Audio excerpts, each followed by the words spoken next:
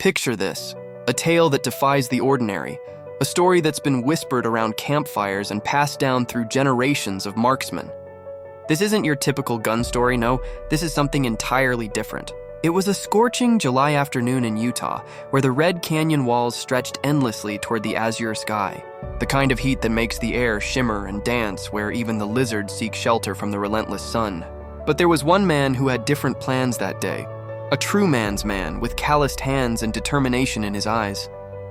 In his hands, he held a piece of American engineering at its finest, a semi-automatic rifle, cold steel that had become an extension of himself. Now, most people would baby their firearms, keep them pristine in a glass case or locked away in a safe. But not this man.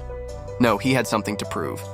Without hesitation, he approached the river that carved its way through the canyon floor. The water was running clear and cool, a stark contrast to the baking heat above. And then, in a moment that would make most gun owners cringe, he did the unthinkable. He threw that beautiful piece of machinery straight into the rushing waters. The splash seemed to echo off the canyon walls as onlookers gasped.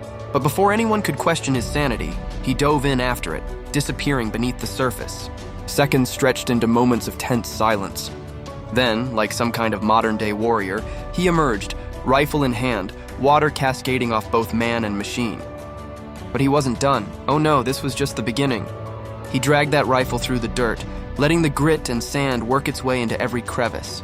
Most weapons would have been rendered useless by now, but not this one. This was American steel at its finest. Standing tall, water still dripping from his clothes, he raised that rifle skyward. The canyon air suddenly exploded with the sound of 30 rounds being fired in rapid succession, the echoes bouncing off the walls like thunder. Each shot was a testament to the engineering, the craftsmanship, and the sheer reliability of a well-made firearm. This wasn't just about showing off. This was about proving a point, about demonstrating what true quality means. In a world of disposable everything, here was something that could take a beating, be submerged, dragged through dirt, and still perform flawlessly when called upon. That hot July afternoon in Utah became more than just a story about a man and his gun. It became a legend about resilience, about American craftsmanship, and about pushing the limits of what we think is possible.